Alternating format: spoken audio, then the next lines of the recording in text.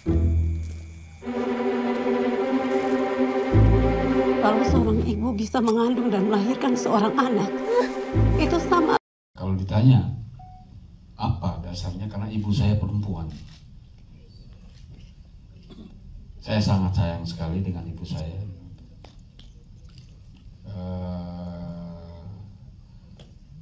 Ya saya pengen bikin sesuatu untuk dia, untuk perempuan, untuk mama-mama, untuk emak-emak, dan segala macam.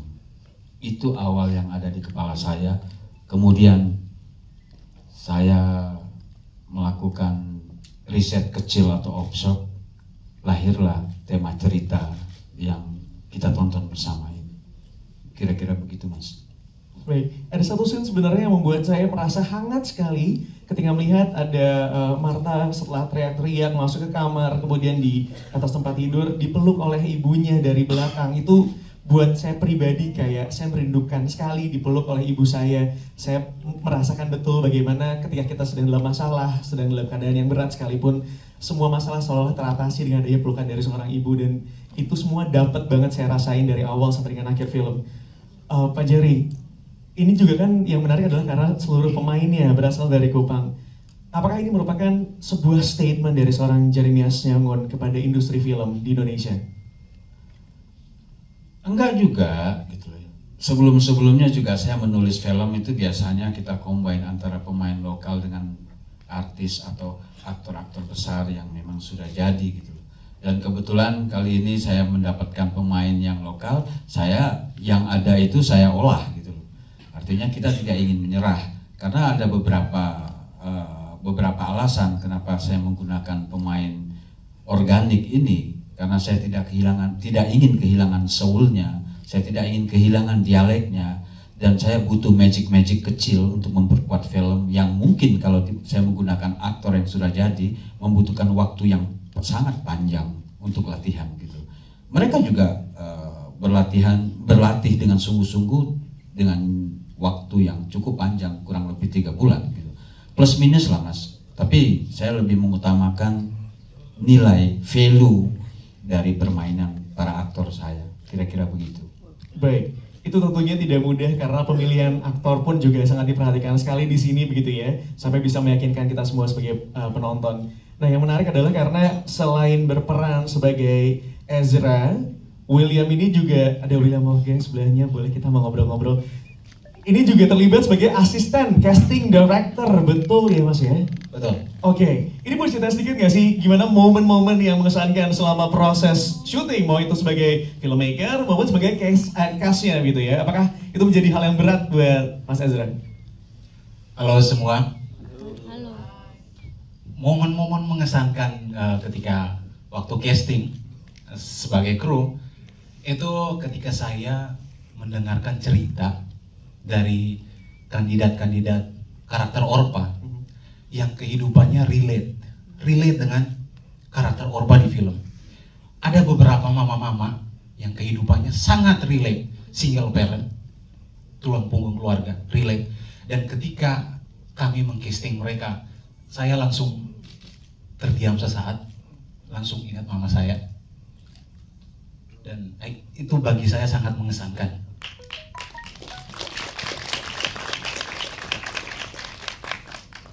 Ya, terlepas dari kata Pak Jerry juga, tokoh akan mencari karakternya. Dan bukan cuma karakter Orpa, kandidat karakter Orpa, tapi tokoh-tokoh lain kayak Ezra itu yang datang casting. Banyak yang ya kayak gini. Jadi betul tokoh akan mencari karakter itu. Dan yang mengesankan waktu menjadi cast itu ketika saya memerankan seorang karakter yang kehidupannya sangat berbeda dengan kehidupan saya sehari-hari, di mana karakter itu punya orientasi seksual yang beda dengan teman-teman di kampungnya dia, dan terlibat dalam adegan-adegan kekerasan yang itu mau mengasih tahu kita ternyata ada loh bajingan-bajingan predator buas yang ada di sekitar kita yang sangat berbahaya. Itu. Artinya dia sanggup melakukan apapun demi Depo anak. Mama tolong.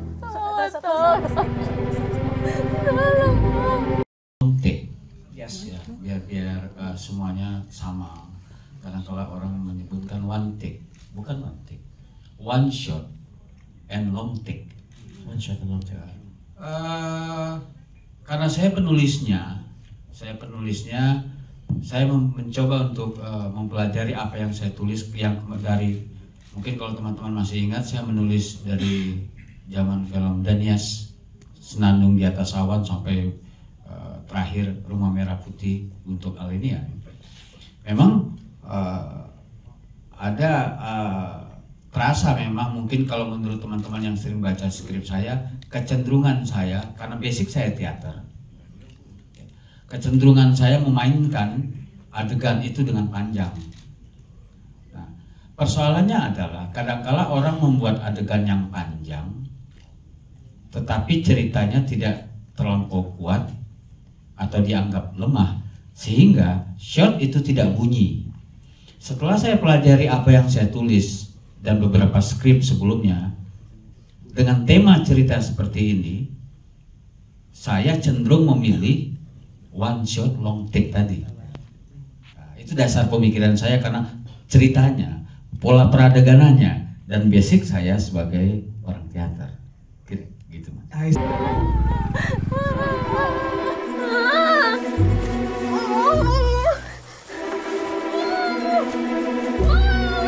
Judul yang film lain tentu beda karena saya tidak, waktu bikin film ini saya belum nonton film-film itu. Saya tahu film itu bagus, thrillernya saya udah lihat, tapi filmnya saya belum lihat. Ya kebetulan aja nggak ada strategi apa-apa, nggak ada penekanan apa-apa, sama-sama concern dengan persoalan perempuan. Itu yang saya bilang, karena ibu saya perempuan. Seorang ibu itu sangat luar biasa loh. Biasanya, ya enggak. Anak laki-laki itu dekat dengan ibunya biasanya. Bukan berarti anak perempuan tidak. Ibu itu sangat luar biasa. Beberapa film saya ke depan barangkali juga saya menceritakan tentang seorang perempuan juga, barangkali gitu loh. Ibu itu sangat luar biasa. Saya sangat menyanjung ibu. Itu basic saya. Jadi hubungannya dengan film orang, saya juga belum nonton film itu. Sampai teman-teman, lu nonton, lu mesti nonton. Ya oke. Sama-sama tema perempuan, tapi beda konsep. Terus dia ditanya, bedanya di mana? Konsepnya beda. Nontonlah Marlina 4 babak, nonton Woman, shotnya beda. Blueprint saya dari moving camera, art director, dari colorist, artnya sendiri, colorisnya sendiri, sampai sound, audio, sampai scoring. Saya bukan theme song yang ditempel bikin musik kemudian ditempelkan ke film saya dengan MIDI, dengan bikin satu-satu tuh scoring musik film itu. Makanya dengan satu tema musik, jadi semuanya konsep. Itu Mas. Ini pelajaran untuk ketemu semua anak cucu. Kalau ini kejadian memang Persoalannya hanya satu, nyampai tidak di penonton. Ketika sampai, selesai. Orang terlampau sering, saya kasih punggung, penonton sudah tahu dia menangis. Ini mungkin kita berbeda. Melihat film kita berbeda. Yang tidak perlu di cover, jangan cover. Kan sering. Bukan hanya scene yang di backshot itu saja. Orang kita senang dijelas-jelaskan. Sekali lagi, kita berbeda cara melihat film. Yang bisa saya sampaikan itu bicara shot. Bicara kedua, saya tidak bikin film rohani. Yang ketiga, saya kira udah kejawab ya. Saya menangis. Judul biasa-biasa aja. Jadi judul pertama itu perempuan berkelamin darah. Saya senang dengan judul itu sebenarnya. Tapi akhirnya akhirnya kita diskusi-diskusi. Pada saat itu kita mau summit ke Busan. Apa ya? Kalau di Inggris kan perempuan berkelamin darah gitu loh. Seperti ya ini relax, tidak ada penekanan apa-apa gitu. Itu ada yang ngusulin Woman from Rhode Island. Oke juga sih. Lupalah judul yang lama ini. Pas summit kemudian dapat sambutan bagus, film itu masuk ke window Asian Cinema. Kita lupa dengan judulnya. Ya udahlah, cetak poster udah ya sudahlah. Jadi nggak ada penekanan apa-apa. Pernah terjadi. Dan Sone akan terulang lagi.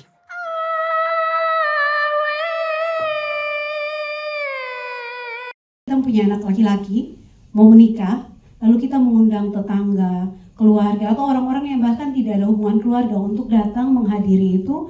Bukan hanya datang untuk makan, tetapi menulis buku dan menyumbangkan uang. Entah itu uang, entah itu binatang. Tetapi setelah itu kita harus menyimpan buku itu, sehingga nanti kalau misalnya ada orang-orang yang waktu itu datang, ada anaknya yang menikah, kita harus balas. Tetapi itu terjadi hanya kalau anak laki-laki kita yang mau menikah. Kalau anak perempuan tidak seperti itu. Jadi kalau menurut saya itu juga masih diskriminasi. Apa bedanya anak perempuan dan laki-laki? Toh terlahir dari seorang ibu dan sama-sama diciptakan oleh Tuhan. Kenapa harus dibedakan seperti itu? Bahkan di momen ini ketika Mbak Linda menjawab, rasanya seperti lagi diceramain sama ibu ya. Enak gitu, adem gitu rasanya. Terima kasih Mbak Linda. Terima kasih.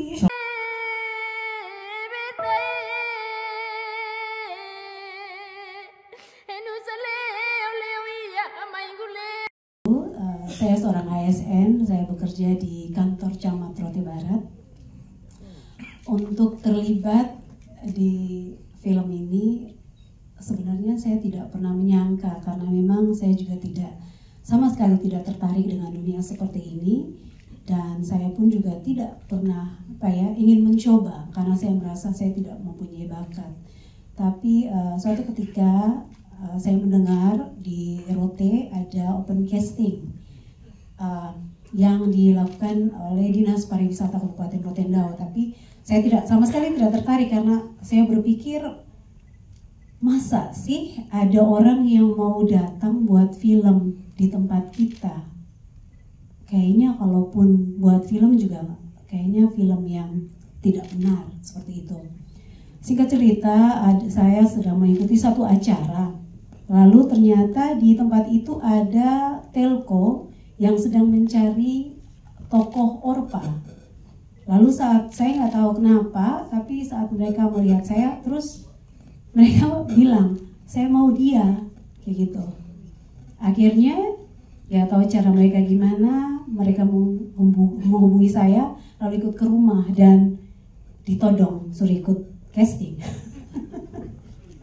Jadi ya udah, akhirnya ikut aja, ya, dan tidak menyangka bahwa oke, akan lolos.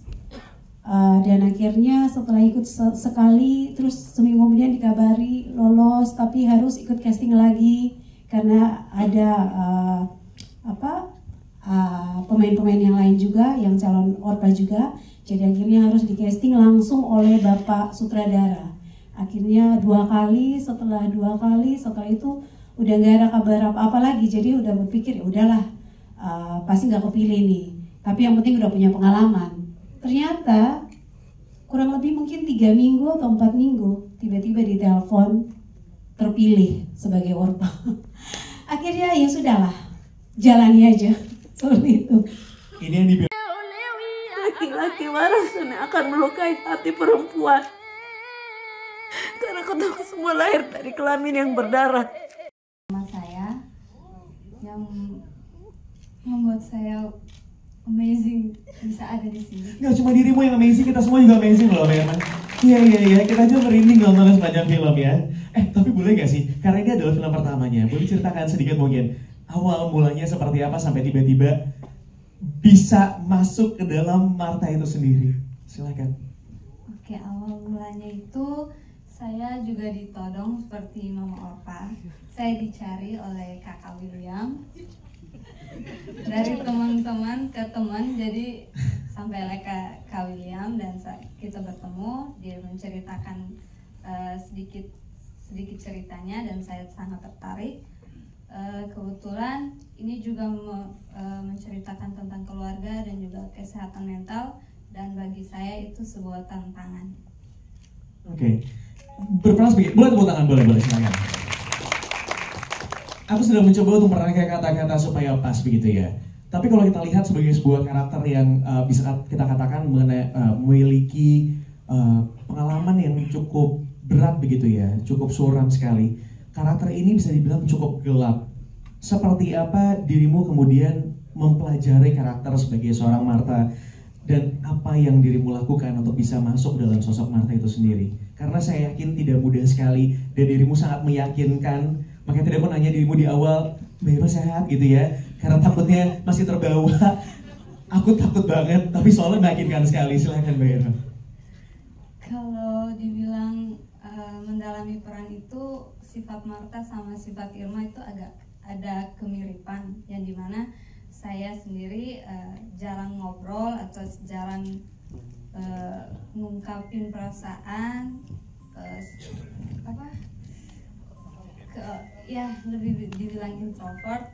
Jadi untuk mendalami peran Martha sendiri agak susah gampang.